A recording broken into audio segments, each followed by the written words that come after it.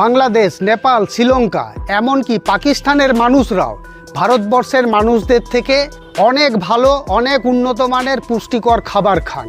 আর ভারতবর্ষের মানুষরা দুবেলা পেট ভরে খেতে পায় না, বেশিরভাগ মানুষ অনাহারে দিন কাটান।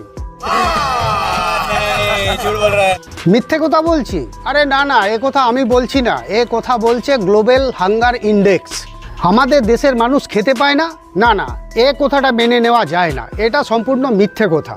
এটা যদি সত্যি কথা হয় তাহলে আমাদের যে 80 কোটির বেশি মানুষকে রেশনের মাধ্যমে খাদ্যশস্য দেওয়া হচ্ছে, এছাড়াও স্কুলে স্কুলে মিড ডে মিলের ব্যবস্থা আছে, ICDS সেন্টারগুলোতে খাবার দাবারের ব্যবস্থা আছে, এছাড়াও মা ক্যান্টিন, আম্মা ক্যান্টিন, এরকম কত যে ক্যান্টিন আছে তার কোনো ঠিক ঠিকানা নেই, যেখানে 5 টাকা 10 টাকার বিনিময়ে খাবার পাওয়া যায়। তাহলে এ সকল খাবার দাবার যাচ্ছে কোথায়? তাছাড়া বাংলাদেশ, নেপাল, শ্রীলঙ্কা, পাকিস্তান এই দেশগুলোকে তো আমরা খাদ্যদ্রব্য রপ্তানি করি। তাহলে তাদের দেশের মানুষরা ভালো ভালো খাবার খেতে পাচ্ছেন আর আমাদের দেশের মানুষরা খেতে পাচ্ছেন না, এটা কিভাবে সম্ভব? হ্যাঁ ঠিকই তো, এ সকল প্রশ্নগুলো তো আসবেই। তাহলে চলুন, গ্লোবাল হাঙ্গার ইন্ডেক্স আসলে কি, কোন কোন সংস্থা এই তালিকা তৈরি করেন, এনারা কোথার থেকে তথ্য সংগ্রহ করেন, এনারা কোন কোন বিষয়ের উপর এই তালিকা বা এই ইন্ডেক্স তৈরি করেন, ভারতের মানুষের প্রয়োজন মতো বা চাহিদা মতো পর্যাপ্ত খাবার দাবার কি নেই, আজকের এই ভিডিওর মাধ্যমে এই সমস্ত বিষয়গুলোর ব্যাপারে আপনাদেরকে জানাবো। ভিডিওটি সামান্য বড় হতে পারে, দয়া করে ভিডিওটি শেষ পর্যন্ত দেখবেন। ভিডিওটি শুরু করার আগে আপনাদের প্রত্যেককে অনুরোধ করছি আপনারা চ্যানেলটিকে সাবস্ক্রাইব করে দেবেন এবং ভিডিওটি ভালো লাগলে শেষে একটা ছোট্ট লাইক অবশ্যই করে দেবেন। তাহলে চলুন ভিডিওটি শুরু করা যাক। গ্লোবাল হাঙ্গার ইন্ডেক্স কি? এটি একটি পরিমাপ যার দ্বারা বিশ্বের মানুষের ক্ষুধার হার মাপা হয় এবং অপুষ্টির হার এর দ্বারা মাপা হয়। গ্লোবাল হাঙ্গার ইন্ডেক্স দ্বারা আমরা জানতে পারি পৃথিবীর সমস্ত দেশের মানুষের, কোন দেশের মানুষ কেমন পরিমাণের খাবার খেতে পাচ্ছেন বা সেই খাবারের গুণগত মান কেমন, পুষ্টিগুণ কতটা, এই সমস্ত বিষয়গুলো এই গ্লোবাল হাঙ্গার ইন্ডেক্স দ্বারা আমরা জানতে পারি। এই গ্লোবাল হাঙ্গার ইন্ডেক্স কোন কোন সংস্থা তৈরি করেন? কনসার্ন ওয়ার্ল্ড ওয়াইড এবং ওয়েলথ হাঙ্গার হেল্প জার্মানি, এই দুটি সংস্থা এনারা এই তালিকাটি তৈরি করেন। এই সংস্থা দুটি কোথার থেকে তথ্য সংগ্রহ করেন? মূলত 3টি জায়গা থেকে এনারা তথ্যগুলি সংগ্রহ করেন।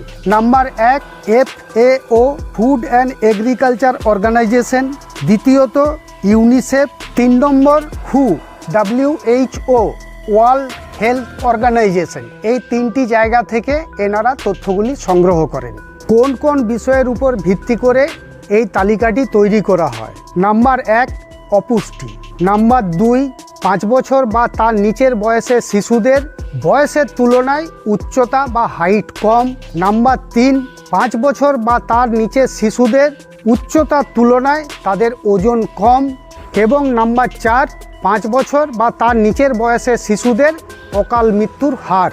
এই 4টি বিষয়ের উপর গুরুত্ব দিয়ে এই তালিকাটি তৈরি করা হয়। আমরা কিভাবে বুঝতে পারবো কোন দেশ কোন পরিস্থিতির মধ্যে আছে? এটা কিভাবে নির্ধারণ করা হয়? নাম্বারের ভিত্তিতে বা স্কোরের ভিত্তিতে। 0 থেকে শুরু করে 100 পর্যন্ত স্কোর বা নাম্বার দেওয়া হয়। 0 অর্থাৎ সেই দেশের মানুষদের খাদ্যের কোনো সমস্যা নেই বা কোনো ঘাটতি নেই, তারা সম্পূর্ণ পুষ্টিগুণ সম্পন্ন খাদ্য গ্রহণ করতে পান এবং ধীরে ধীরে এটা বাড়তে থাকে 100 পর্যন্ত। যাদের স্কোর 100 সেই দেশের মানুষদের খাদ্যের পরিস্থিতি খুবই ভয়ানক, তারা পেট ভরে মোটেই খেতে পায় না, তাদের খাদ্যের অভাব আছে, খাদ্যের ঘাটতি আছে, তারা 100 স্কোরের মধ্যে পৌঁছায়। এইভাবে 0 থেকে 1 2 3 4 5 6 7 8 করে 100 পর্যন্ত এই নাম্বার দেওয়া হয়। এই নাম্বারটা কিভাবে ভাগ করে দেওয়া হয়? অপুষ্টির উপর আছে 33% নাম্বার এবং হাইট এবং ওয়েটের ওপর আছে 17% নাম্বার এবং শিশুর অকাল মৃত্যুর এতে আছে 33% বা 33% হার। মোট 100%র ভেতরে এইভাবে নাম্বারগুলোকে দেওয়া হয়। তাহলে চলুন আমরা জেনে নিই ভারতবর্ষের র্যাঙ্ক কত এবং কত নাম্বার পেয়েছে, ভারতবর্ষের পরিস্থিতি কেমন। তার আগে বাংলাদেশ, নেপাল, শ্রীলঙ্কা, পাকিস্তান এদের অবস্থানগুলো একবার জেনে নেওয়া যাক। শ্রীলঙ্কা, তাদের নাম্বার আছে 13.3, তাদের র্যাঙ্ক হচ্ছে 60। নেপাল নাম্বার হচ্ছে 15, তাদের র্যাঙ্ক হচ্ছে 69 বা 69। বাংলাদেশ 0.19, র্যাঙ্ক 81। পাকিস্তান, যাদের নাম্বার আছে 26.6 এবং তাদের র্যাঙ্ক আছে 102। ভারত নাম্বার আছে 28.7 এবং র্যাঙ্ক আছে 111। আরেকবার ছোট্ট করে সমস্ত দেশের র্যাঙ্কগুলোই বলে দিচ্ছি। শ্রীলঙ্কা 60, নেপাল 69, বাংলাদেশ 81, পাকিস্তান 102, ইন্ডিয়া 111।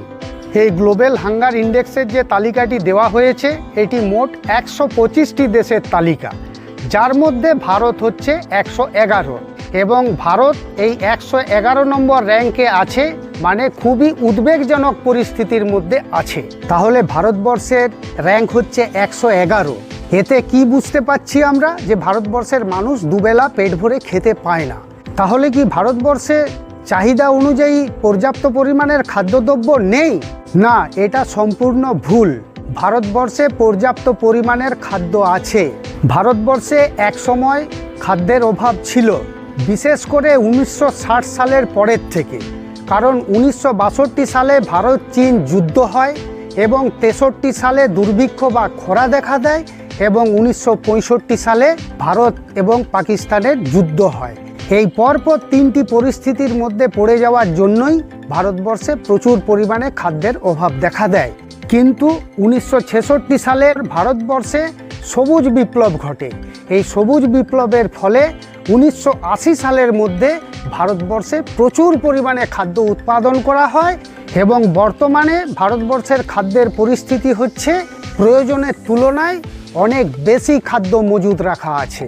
তাহলে এখন প্রশ্ন হচ্ছে, ভারতবর্ষের এরকম র্যাঙ্ক হলো কি করে? ভারতবর্ষের এরকম পরিস্থিতি দেখাচ্ছে কেন?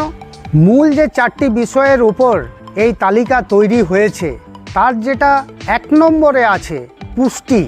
এই পুষ্টিকর খাবারের উপরেই বাকি যে 3টা বিষয় আছে সেগুলো নির্ভর করে আছে।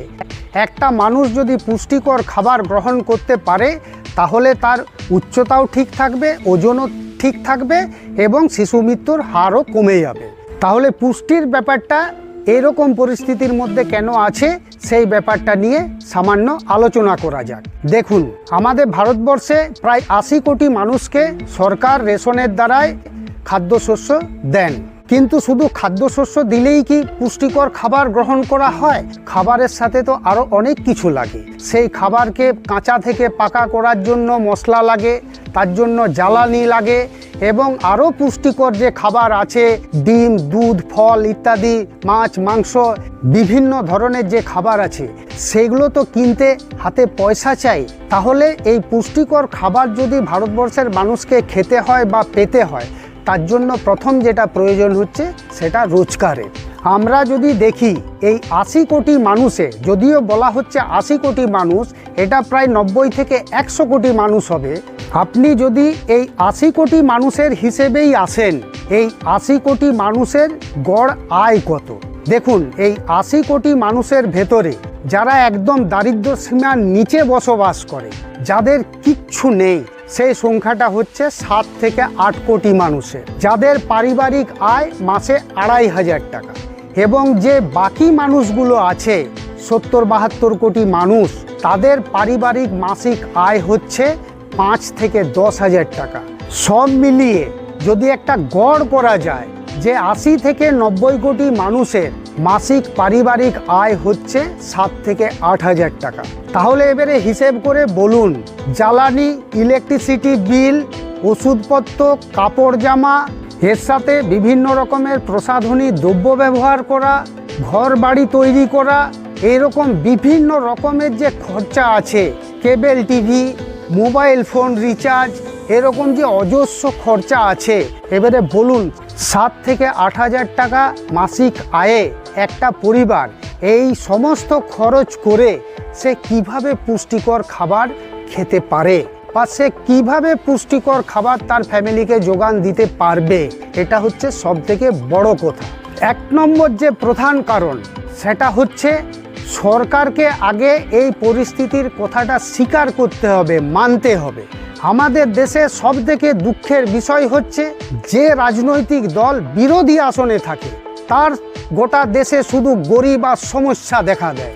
যখনই সেই রাজনৈতিক দল সরকারে বসে যায় তখন তার আর গরিবও নজরে পড়ে না, তার কোনো সমস্যাও নজরে পড়ে না, না বেকার নজরে পড়ে, না গরিব নজরে পড়ে, না কোনো কিছুই নজরে পড়ে। সে তখন বলে কোনো সমস্যা নেই, দেশের মানুষ খুব ভালো আছে। এটা আমাদের একটা দুর্ভাগ্য যে সত্যির উপরে সরকার দাঁড়িয়ে কাজ করতে পারে না। প্রথম আগে সরকারকে এটা স্বীকার করতে হবে। রোগী যদি মানসিকভাবে নিজে স্বীকার না করে সে রোগগ্রস্ত বা তার রোগ হয়েছে, তাহলে সে কি কোনোদিন চিকিৎসার কথা ভাববে? সেই রকম দেশের সরকারকে আগে এটা একটা বড় সমস্যা, এটা ভাবতে হবে এবং বাস্তবের উপর দাঁড়িয়ে তাদেরকে কাজ করতে হবে। তাহলে তাদেরকে কি করতে হবে না, বিদেশে ডঙ্কা বাজানোটা বন্ধ করতে হবে। आज दुनिया में भारत का डंका बज रहा है कि नहीं बज रहा है? अमेरिका में भारत का डंका बज रहा है। ডঙ্কাটা দেশে বাজাতে হবে এবং দেশের গরিব মানুষের সমস্যার সমাধান করার কাজে নিজেদিকে সঁপে দিতে হবে। 80 কোটি বা তার বেশি মানুষকে যে খাদ্যশস্য রেশনের মাধ্যমে দেওয়া হয় সেটা সরকার কেনে FCI মারফত, ফুড কর্পোরেশন অফ ইন্ডিয়া। এখানে কি দেখা গেছে? এখানে বারবার প্রমাণ হয়ে গেছে এবং এটা বাস্তব সত্যি। এখানে দেখা গেছে যে কৃষকের উন্নত মানের শস্য, সেই শস্য চলে যাচ্ছে কালোবাজারিতে, আর পশু খাদ্য, নিম্নমানের খাদ্য FCI এর গোডাউনে ভর্তি হয়ে থাকছে। সেই খাবার রেশন মারফত মানুষের কাছে আসছে। এই যে একটা বড় দুর্নীতি ঘটে, এটা কারা করে? এর মধ্যে যুক্ত আছে রাজনৈতিক দলের নেতারা, প্রশাসনের লোকজন এবং ব্যবসাদার এবং দালালরা। এই সকলে মিলে এই কাজটা করেন। এই যে একটা বড় দুর্নীতি খাদ্যশস্যের উপর হয়, প্রথম এটাকে বন্ধ করতে হবে। মানুষকে যেটুকু দেওয়া হচ্ছে সেটা যেন ভালো হয়, উন্নত মানের হয়, এটা সরকারকে চেষ্টা করতে হবে। তার জন্য দুর্নীতি বন্ধ করতে হবে। এছাড়াও আর কি করার আছে? বিলাসিতা করার যে জিনিসপত্রগুলো আছে সেইগুলোর দাম খুব বেশি করে রাখতে হবে এবং যেগুলো পুষ্টিকর খাবার তার দাম খুব নিচে রাখতে হবে। যেমন ধরুন 1 টাকাতে একটা শ্যাম্পুর পাউচ পাওয়া যাচ্ছে, এটা গরিব মানুষের কোনো প্রয়োজনই নেই, কিন্তু একটা ডিম বা মাছ বা দুধ এই সকলের জিনিসের দাম যদি খুব কম থাকে তাহলে মানুষ কিন্তু সহজেই কিনে খেতে পারবে। এই শ্যাম্পুর দাম 1 টাকা না রেখে এর দাম অনেক বাড়িয়ে দেওয়া হোক। মোবাইল রিচার্জ, কেবল টিভি, এরকম অনেক অজস্র জিনিস আছে যেগুলো গরিব মানুষের কোনো প্রয়োজন নেই। কিন্তু সমস্যা হচ্ছে এই যে জিনিসগুলো বিক্রি করেন এগুলো সব শিল্পপতিদের। এগুলোর যদি মূল্য উচ্চ করে দেওয়া হয় তাহলে তাদের বিক্রি কমে যাবে। তাদের বিক্রি কমে গেলে সেই শিল্পপতিদের আবার অপুষ্টি দেখা দেবে। শিল্পপতিদের অপুষ্টি দেখা দিলে নেতাদের অপুষ্টি দেখা দেবে। আর গণপরিপ্রেক্ষিতে নেতাদের অপুষ্টি দেখা দেওয়া চলবে না, তাহলেই কিন্তু দেশে ভয়ঙ্কর পরিস্থিতি হয়ে যাবে। তাতে গরিব মানুষ মরছে মরুক, অপুষ্টি ভুগছে ভুগুক, এটাতে কোনো প্রবলেম নেই। নাম্বার 2, শিশুর উচ্চতা।